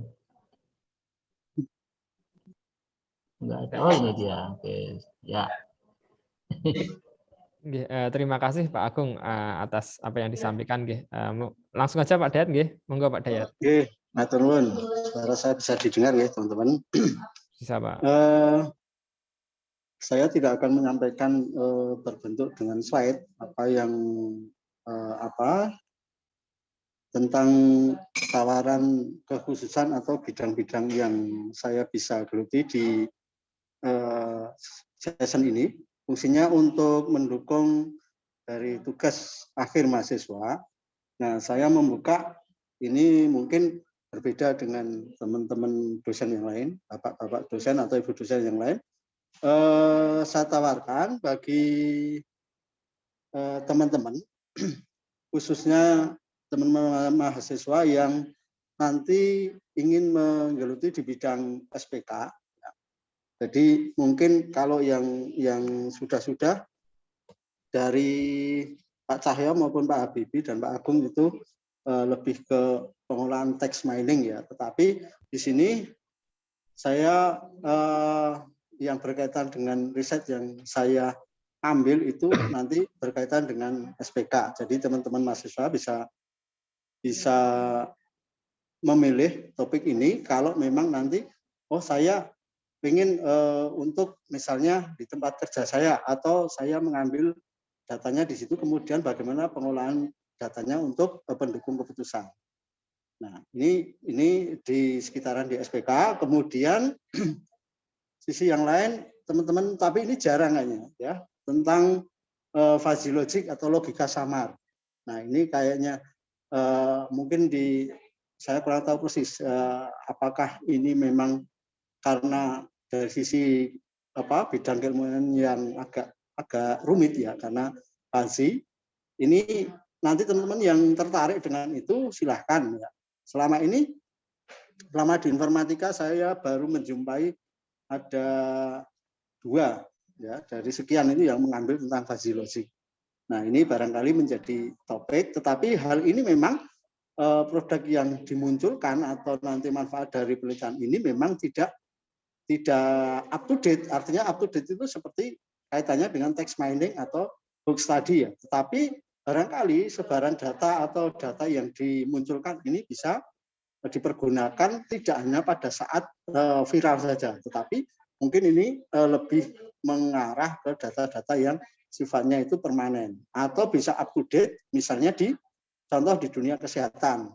Ya, jadi misalnya bagaimana nanti mengidentifikasi ya, sebuah penyakit, kemudian setelah penyakit itu berkembang pada tahun kemarin, tahun yang akan datang, nah itu terjadi perubahan. Apa perubahannya? Ya mungkin gejalanya akan tambah dan sebagainya. Ini contoh saja.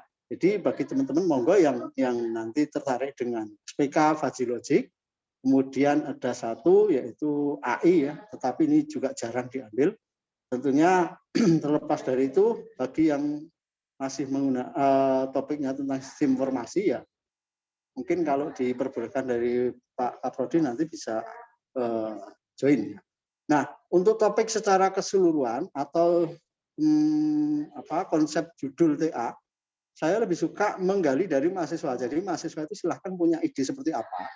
Kemudian dari situ kita nanti tawarkan beberapa alternatif judul yang bisa diambil. Ya, karena terkait dengan judul itu biasanya mahasiswa punya kira-kira Pak saya mau mengerjakan yang ini. Nah, itu saya tawarkan nanti misalnya ada yang punya topik seperti itu nanti baru kita gali. Sekali lagi kuncinya dari sebuah penyelesaian tugas akhir itu jangan pernah melihat bahwa Pak topik saya itu terlalu sederhana, jangan. Karena saya melihat beberapa mahasiswa itu mengajukan topik, Pak topik saya sederhana, begitu kita kupas, begitu kita gali ternyata untuk satu semester untuk menyelesaikan yang sederhana katanya itu nggak selesai. Bukan masalah apa, tetapi ada faktor-faktor eksternal yang perlu kadang itu tidak disadari, itu bahkan menjadi salah satu penyebab dari kegagalan data. Nah, hal-hal seperti ini kadang mahasiswa mencermatinya ini terlalu sederhana sekali sehingga tidak memikirkan atau faktor eksternal itu justru yang paling dominan, dan itu sangat sering terjadi ketika pada saat bimbingan akademik ya. Kira-kira begitu Pak Cahyo, matur nuwun, waktu saya kembalikan monggo. Oke, matur nuwun Pak Dayat. Jadi seperti itu nggih tadi teman-teman.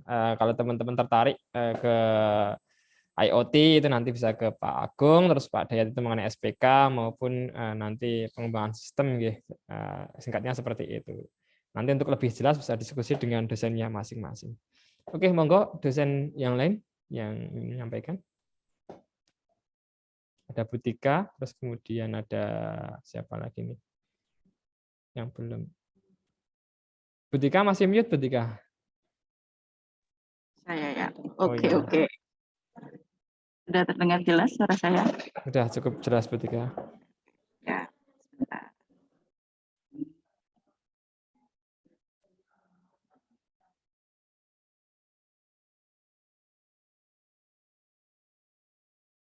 Oke, sudah. Saya jadikan co-host.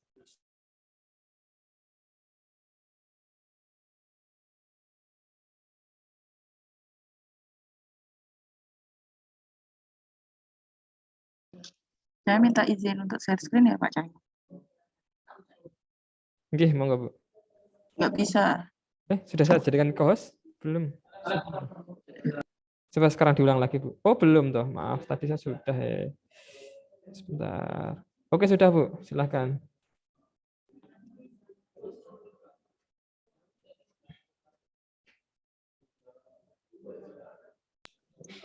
Oke, selamat pagi teman-teman semua. Pagi, Bu. Ya, terkait topik riset dengan saya ya. Jadi bidang keilmuan yang saya minati atau saya tekuni itu ada 3. Yang pertama itu tentang NLP atau Natural Language Processing, pemrosesan bahasa alami kalau bahasa Indonesianya. Kemudian ada semantic web. Ini kalau teman-teman kemarin mengikuti terkait ontologi, nah itu dia masuknya di semantic web.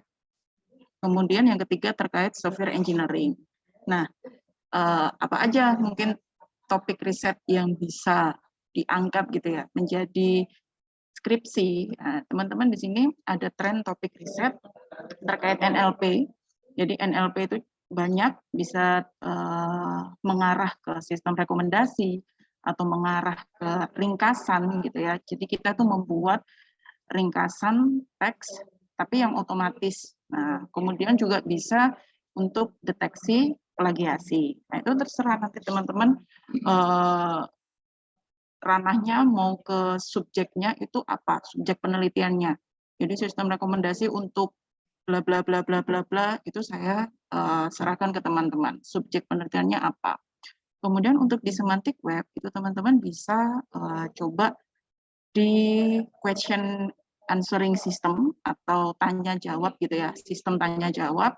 Kemudian juga search engine. Nah, di situ kita biasanya menggunakan ontologi sebagai knowledge base-nya, bukan lagi database relasional gitu.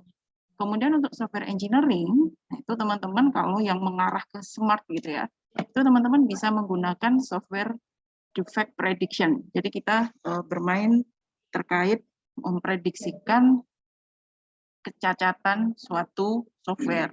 Nah, ini tentunya akan membantu dalam proses pembuatan perangkat lunak. Kemudian teman-teman juga bisa mengambil topik terkait software testing. Tentunya bukan, kalau mengambil software testing itu bukan berarti teman-teman punya suatu software atau ada subjeknya itu ya, softwarenya ini yang mau dites, kemudian langsung menjalankan black box saja. Tidak, gitu ya. Bukan kalau mau mengambil topik software testing ya tentunya bukan yang black box yang sederhana menguji fungsionalitas saja gitu. Tapi bagaimana kita benar-benar melakukan langkah-langkah pengujian perangkat lunak, dan perangkat lunak yang diuji itu juga perangkat lunak yang kelasnya bukan kelas pengguna di bawah 100 gitu ya. Jadi memang yang kelasnya menengah. Kemudian yang terakhir, teman-teman bisa mengambil topik software development. Nah, ini tentunya software development itu pengembangan perangkat lunak. Tapi bukan berarti, kan tahapan pengembangan perangkat lunak itu ada banyak ya. Mulai dari yang paling tua, waterfall dan lain sebagainya, scrum dan lain sebagainya. Tapi di sini kita coba untuk pengembangan perangkat lunak yang menggunakan tahap metode pengembangan perangkat lunak yang baru gitu, yang memang sudah modern. Jadi kalau misalkan ada yang mengajukan nanti pengembangan perangkat lunak atau pengembangan sistem informasi, tapi dengan metode pengembangannya waterfall, tentunya saya tidak akan menyetujui. Karena waterfall itu ya udah dari zaman saya kuliah aja itu juga udah waterfall gitu ya. Jadi masa zaman kalian mengembangkan perangkat lunak juga menggunakan waterfall gitu. Itu sudah nggak relevan. Dan untuk perangkat lunak yang kelasnya bukan kelas yang menengah atau besar, itu waterfall juga kurang cocok. Nah, itu jadinya coba digali lagi metode pengembangan perangkat lunak yang bisa dipakai, yang modern, yang terbaru gitu. Itu dari saya, kemudian mungkin dari saran saya terkait teman-teman kalau misalkan masih bingung ya, ini kan sudah ada nih dari dosen-dosen sudah memaparkan topik-topik risetnya. Nah, teman-teman kalau misalkan tertarik dengan suatu topik tertentu, itu silakan mempelajari di jurnal-jurnal. Jadi originalitas penelitian itu kita nggak harus untuk mencari permasalahan yang baru gitu ya. Kita bisa menggunakan permasalahan. Jadi dengan membaca jurnal-jurnal baik itu jurnal nasional atau jurnal internasional, nah dari situ nanti kita akan mengetahui kelemahan atau kekurangan dari jurnal tersebut gitu ya, dari aplikasi yang dibuat, dari permasalahan yang belum terselesaikan dan sebagainya. Nah, itu yang akan kita angkat untuk menjadi penelitian yang baru. Tuh. Jadi permasalahannya itu bisa continue dari permasalahan-permasalahan yang lain. Jadi kalau teman-teman kurang bisa untuk mengamati masalah di sekitar kita itu seperti apa, itu teman-teman harus coba banyak-banyak membaca. Nah, bacanya gampangannya gimana? Baca aja buka di Google Scholar gitu ya. Nah, Google Scholar itu nanti kan isinya tentang jurnal-jurnal, artikel-artikel ilmiah. Nah, kemudian ketikkan topik yang memang teman-teman minati, yang pengen tahu lebih lanjut itu seperti apa sih. Jadi kalau QA system itu nanti metodenya pakai apa, ini pakai apa.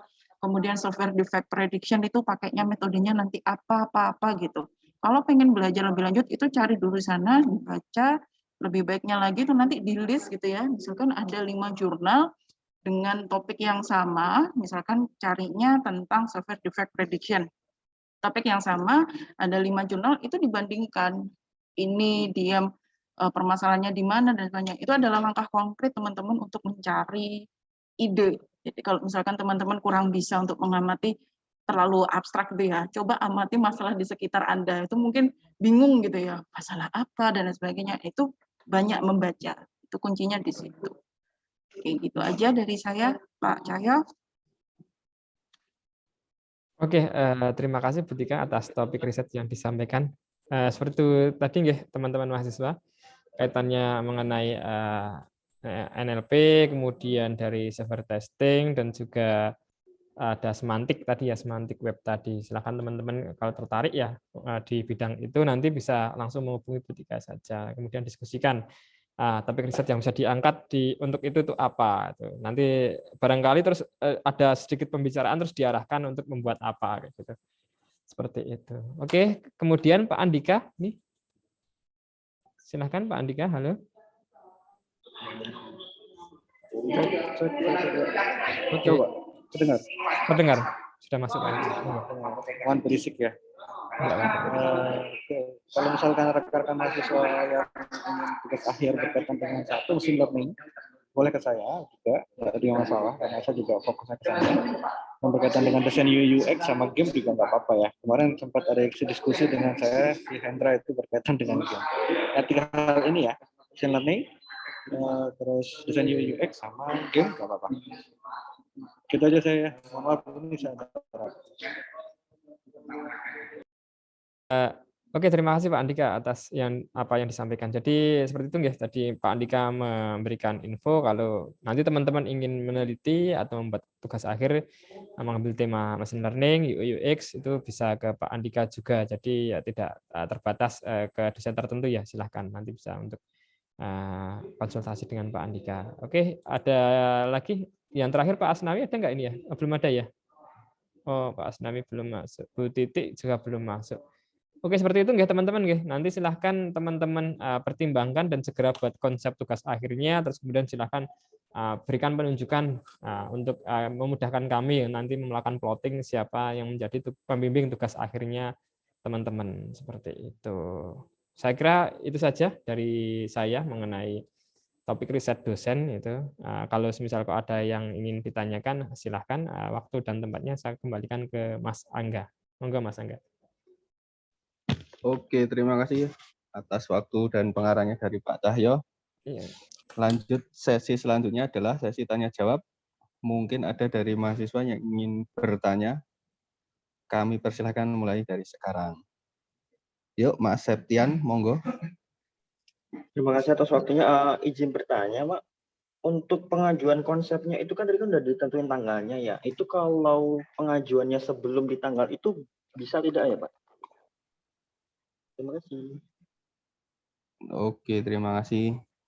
Mbak Yusriah, silahkan. Ya, terima kasih atas waktunya. Saya mau tanya, kan tadi kan Bapak sama Ibu dosen itu udah banyak menawarkan topik tugas akhir gitu. Nah, itu saya mau tanya, bagaimana cara atau tips memilih topik tugas akhir itu yang agar bisa dipilih, agar pengerjaannya nanti bisa maksimal gitu. Terima kasih. Oke, terima kasih Mbak Yusia. Oke, sementara 2 itu dulu ya. Saya sampaikan jawabannya dulu. Monggo Pak Cahyo, silahkan untuk menjawab. Oke, terima kasih atas pertanyaannya ya. Ini tadi ada Mas Indra mengenai pengajuan konsep tugas akhir sebelum periode pengajuan seperti apa.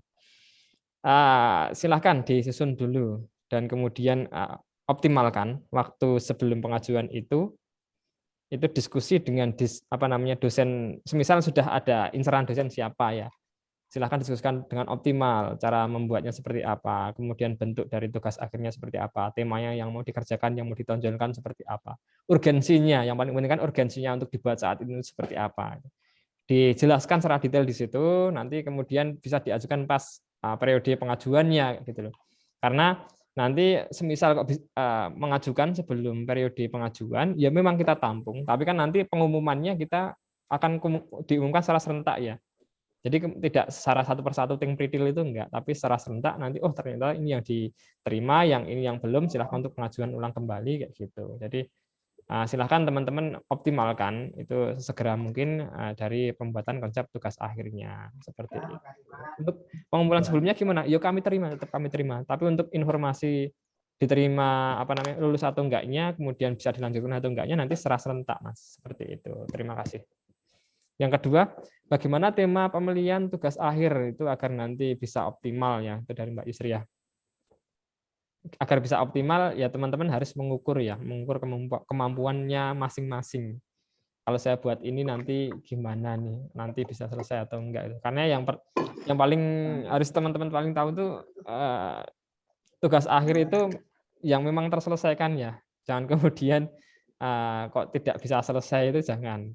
Terus kemudian tugas akhir itu apakah harus, atau riset ya, riset itu apakah harus berhasil? Tidak harus ya, kayak gitu. Riset itu tidak harus berhasil, akan tetapi kendala-kendala tersebut kita bahas dalam laporan riset tadi. Kenapa kok belum berhasil? Kemudian ada saran apa ke depannya biar ini bisa berhasil kayak gitu. Atau ada saran apa nanti agar lebih bagus lagi kayak gitu yang bisa diterapkan di riset ke depannya kayak gitu. Jadi mengukur kemampuan kita masing-masing apakah memang itu bisa selesai atau enggak gitu.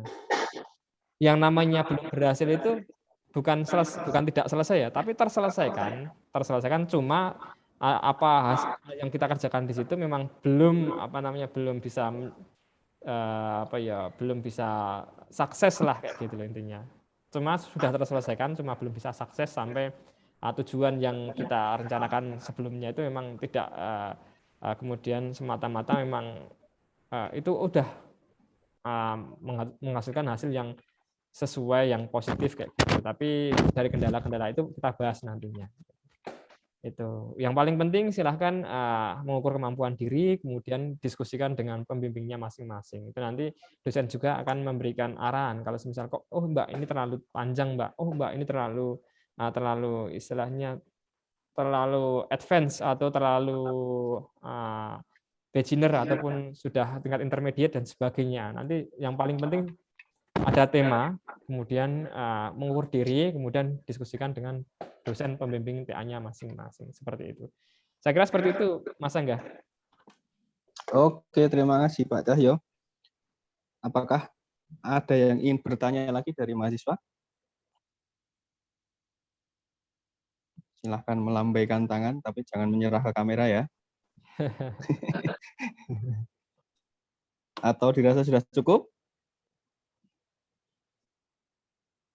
Cukup tidak? Oke, cukup.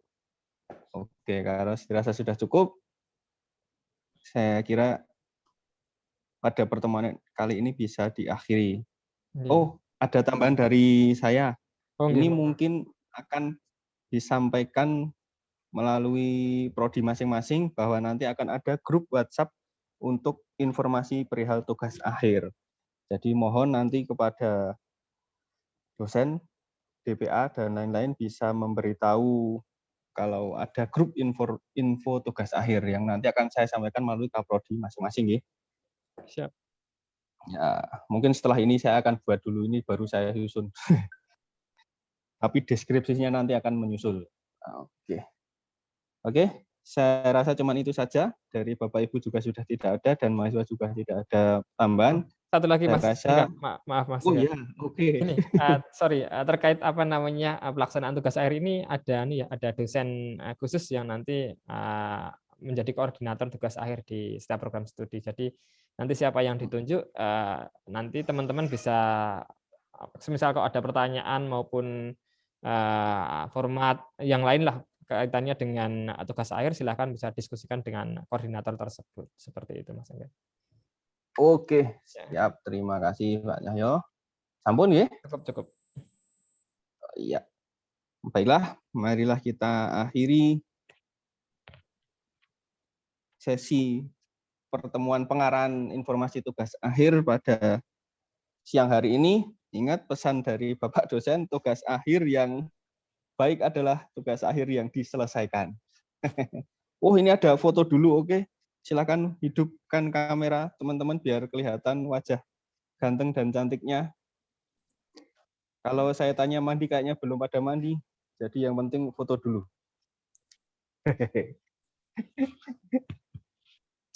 Oke, sudah Sudah semuanya belum? Oke, saya screenshot ya yang layar pertama. 1, 2, 3. Hadap kamera. Oke, kemudian layar yang kedua. 1, 2, 3. Hadap kamera. Oke, kemudian layar yang ketiga. Oke, sebentar. Hadap kamera. Oke, sudah Mas Angga. Oke, terima kasih. Saya di situ kelihatan cantik atau ganteng, Pak? Di situ kelihatan agak rupawan, Mas. Hartawan. Oke, terima kasih. Dari saya cukupkan sekian. Terima kasih. Mohon maaf apabila ada kesalahan. Bila terjadi, wassalamualaikum warahmatullahi wabarakatuh. Waalaikumsalam. Waalaikumsalam warahmatullahi wabarakatuh. Oke, terima kasih teman-teman dan jangan lupa isi presensi ya. Saya tutup dulu Zoom meeting kali ini. Selamat siang.